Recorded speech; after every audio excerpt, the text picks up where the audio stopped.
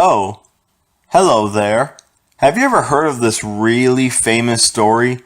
A princess famous story. A classic princess famous story. A really classic princess famous story. Okay, you see where I'm getting at. Her name is Rapunzel, and a lot of people know her story. It's one of the most iconic fairy tales, which was published in 1812 by the Grimm brothers, which was based on an adaptation by Frederick Schultz in 1790, which was based on the adaptation by Charlotte Rose de Cauamont de la Force in 1698, which was based on an adaptation by John Battista Basile in 1634. Oh man. Jesus, I'm tired out here already. What a history. Well, you know the story, right? Sure you do. A beautiful princess is held hostage at a castle, and the only way for the attractive guy to save her is if he climbed up her hair and lit it down? As idiotic as that sounds, it somehow became very iconic as far as storytelling goes. But what about movie telling, or movie adaptation? I said movie telling because it fits with an iconic story like this, and it kinda, well, it wouldn't take long before a movie was made about Rapunzel. It's talked about a lot. There have been live-action movies about her, short stories about her. She appeared in many animated shows. She guest appeared in Shrek the Third, Barbie Rapunzel, whatever that is, Into the Woods, which is a musical combining elements of several fairy tale stories. She appeared in Once Upon a Time with a crazier storyline, and she appeared in Sophia the First. That's something completely different, perhaps for another time, or never. Hello there. But probably the most famous movie adaptation of Rapunzel, the one that people talk about the most, is Tangled, a Walt Disney 3D animated musical adventure film, which happens to be the 50th film in Disney's animation studio. Good for you. They originally wanted this movie to be simply titled Rapunzel, but they changed it to Tangled to market the film as gender neutral. Good for you. But hey, let's not get tangled up in all this information. Let's talk about the movie, which is a full-length movie adaptation of Rapunzel, but they just changed things up a little bit for more cinematic purposes. The film is narrated by Flynn Rider, or Eugene as he's well known, who is a cocky, arrogant, handsome as hell Han Solo smuggling lunatic who's the funniest guy in the entire movie. These sum him up right here.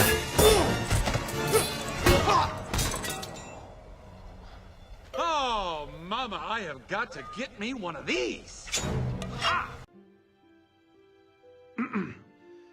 I know not who you are, nor how I came to find you, but may I just say, Aye.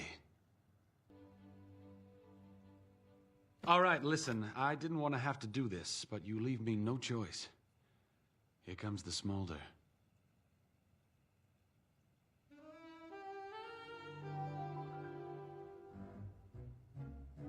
This is kind of an off day for me. This doesn't normally happen. Whoa! Ah! You should see your faces because you look ridiculous. What's your dream? No. Sorry, boys. I don't sing. I have dreams like you. No, really. Just much less touchy-feely. They mainly happen somewhere warm and sunny. He tells us about the drop of sunlight that grows into a flower, which is first discovered by a witch named Gothel, who is the main villain in the Rapunzel story, who looks like a female Emperor Palpatine. This power can help change time and heal wounds. It heals Rapunzel's mother, who was sick giving birth to her, and it helps Gothel grow into a beautiful young woman. Rapunzel's hair now summons the power, and Gothel takes it upon herself to kidnap her and raise her as her own, just so she can be young forever. Cold. Very cold. They have a very nice relationship throughout the movie until the end, of course. Rapunzel's hair, Jesus Christ, is the main point in the movie, like the book, and it grows to be longer than the Great Wall of China. She has a pet chameleon and can never leave the castle per her mother's request, because the world is nasty and mother knows best. Hey, that rhymed. Which brings me to the musical scores. They're great. Well, some of them are, others kinda suck. The ones with Rapunzel are great though, of course.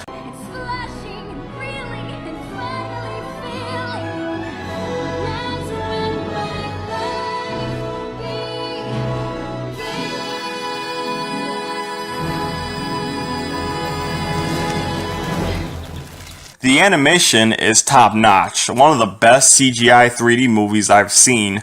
The action and the spectacles make it a really great visual film. They used paintings in the film that were non-photorealistic renderings to create them, and it looks great. So basically, this whole movie looks great. It's hands down the best retelling of Rapunzel and a very rare film in which you see man-on-horse violence.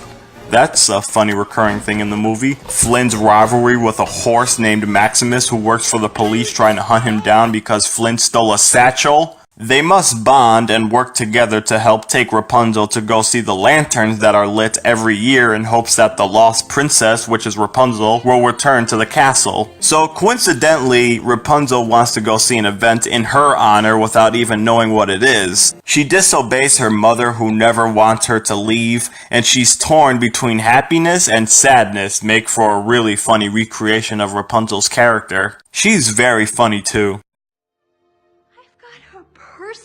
In my closet. Too weak to handle myself out there, huh, Mother?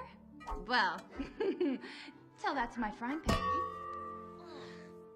So she, Flynn, a chameleon, and a horse, motley crew that is, go on a huge journey and nearly get killed to go see a bunch of lanterns, while at the same time Flynn is running away from the law, and Gotho recruits the two big guys that Flynn betrayed to receive the golden satchel, which is a crown, just so you know. There's a very uncomfortable scene after the nice lantern song. The Stabbington brothers, yes, that's what they're called, Ington brothers jump Flynn and confront Rapunzel, which makes it out to look like they're going to rape her. This whole scene, like I said, is very uncomfortable. But then Gotho hits them with pans. This movie has a couple of dark scenes, like when they show a noose which is meant for Flynn to be hung by. Flynn actually gets stabbed with a knife and you see his blood, which even for an animated movie makes you cringe. So this classic story is changed up a bit, and it makes for a really good movie adaptation. And the big climax with the death of Gothel, when Flynn cuts Rapunzel's Great Wall of China hair, she grows old and falls off a cliff and disappears into her robe, much like Obi-Wan in A New Hope.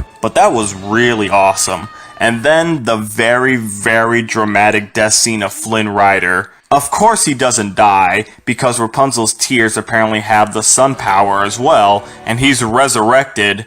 But even before that, he dies. It's crazy and super overdone as far as a death scene goes in an animated movie. Still great. And Rapunzel is brought back to her family and they rejoice for an epic hugging moment, and they have a festival in her honor. Maximus and Flynn are good friends now, glory be to God, and Flynn asked Rapunzel to marry her, which she said yes, which actually culminated in an animated short called Tangled Ever After, featuring an adventure of Maximus and the chameleon and of course the wedding. They also have a Tangled TV series which downgraded the animation, and it doesn't look anywhere near as good as the movie. They did this with Hotel Transylvania too. The movie animation looked great, but when the TV show came out, the animation looked like crap.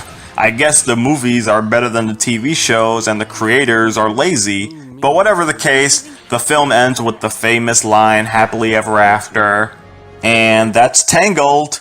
It's the best retelling of a classic story, and holy hell, I can't do it justice. It's been told countless times, parodied countless times, and has been carried throughout the years. Rapunzel, Rapunzel, Rapunzel. This movie is so famous that when you type in Rapunzel on Google Images, you don't get the book or classic drawings of her from back in the day. No, you get Tangled pictures. They're the first to come up. That's how famous this movie is. Both Rapunzel and Flynn Rider made cameos in Frozen during the First Time in Forever song attending the Coronation Day. Of course I had to mention this. So Frozen and Tangled are in the same universe. Who knows what else is in this universe? Beat that, Marvel. Ha ha ha. Nah, just kidding. How did you find me? Oh, it was easy, really. I just listened for the sound of complete and utter betrayal and followed that. That's a great line. Meme fest that became. Holy hell, Tangled. Go check it out for yourself. Great movie, amazing, detailed, stupendous animation, great climactic scenes, great action, great songs. I gave it one hell of a shot. And for any guy who asks their girlfriends to let down their hair if they're sneaking into their bedroom, make sure you don't get tangled in it. Alright, have a good one.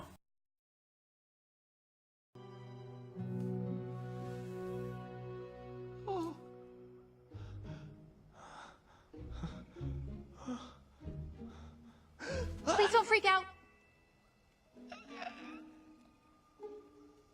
I'm not freaking out. Are you freaking out? No, I'm just very interested in your hair and the magical qualities that it possesses. How long has it been doing that exactly?